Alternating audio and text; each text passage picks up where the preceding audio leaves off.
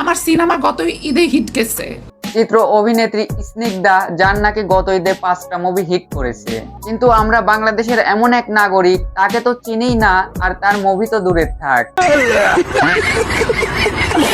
আমার মনে হয় আমি বাংলাদেশে এখন অন্যতম সুন্দরী একজন নারী।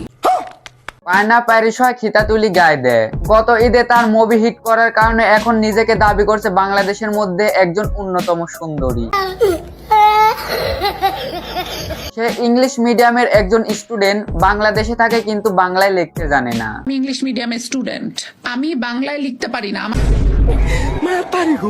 আমাকে যদি আপনি এখন 94 টাকা বলেন, আমি 94 টাকা বুঝবো না, 94 বলতে হবে আপনার আমাকে।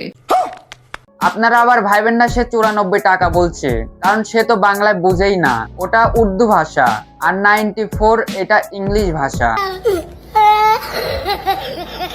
সে এমন একটি গাড়ি মেনটেন করে যে গাড়ি নাকি মিরপুরে ঢুকবে না। আমি একটা গাড়ি মেনটেন করি, এমন গাড়ি যেই গাড়ি মিরপুরে ঢুকবেই না। বাংলাদেশের সুপারস্টার শাকিব খানের গাড়ি যদি ঢাকার পুরো সিটি ঘুরতে পারে, তাহলে তুই এমন কি গাড়ি ব্যবহার করিস যে গাড়ি মিরপুরেই ঢুকবে না, না অন্য কোনো ব্যবসার কারণে? আমি যদি মরে যাই, I am the only earning person in my family.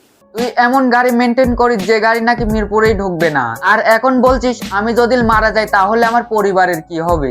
যদি তুই বিলাসবহুল জীবনযাপন করিস, তাহলে তুই না থাকলে তোর পরিবারের কোনো সমস্যা হওয়ার কথা না, কারণ যে বিলাসবহুল জীবনযাপন করে তার পরিবারের আর্নিং পার্সনও বেশি থাকে। আমাকে টাচ করতে পারবে না ওই আশিয়ানে নজরুল। আসলে তাকে আশিয়ানে নজরুল টাচ করতে পারবে না, কারণ তাকে তার বয়ফ্রেন্ডের লোকজনরা স্কট দিয়ে নিয়ে এসেছে। কি বিশ্বাস হচ্ছে না? তাহলে তার মুখ থেকে শুনেন। আমার বয়ফ্রেন্ডের লোকেরা এখানে আছে, আমাকে স্কট দিয়ে নিয়ে আসছে। যদি আমার কিছু হয়, আমি পুরা দেশকে ডুবাই দিব। আশিয়ানে নজরুলের কারণে আমাদের সকল জনগণের জীবন বিপদে আছে, কারণ স্নিগ্ধা চৌধুরীর যদি কিছু হয়ে যায় তাহলে পুরো দেশ ডুবিয়ে দেবে। তাহলে আমরা সাধারণ জনগণ কি করব?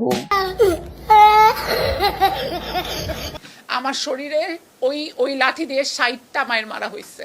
যদি তাকে একটানা 60টা মায়ের মারা হয়, তাহলে তার সর্বনিম্ন 1 মাস হাসপাতালেই থাকতে হবে, কিন্তু তাকে দেখছি সে সাথে সাথে ইন্টারভিউ দেওয়া শুরু করেছে। আশিয়ানে নজরুল স্নিগ্ধা চৌধুরীকে বলেছে, তোর কাছে একটি অপশন আছে, তুই যদি মদ খাস তাহলে তোকে ছেড়ে দেব। তখন সে বলল, তোর কাছে একটা অপশন আছে, তুই মদ খাইলে তোরে ছাইড়া দিব। কেউ কি এই সামান্য মদখর অপশন দিয়ে এত বড় সুযোগ হাতছাড়া করতে পারে? হ্যাঁ পারে, এটা শুধু বাংলাদেশেই সম্ভব। যাই হোক, আজকের ভিডিও এই পর্যন্তই।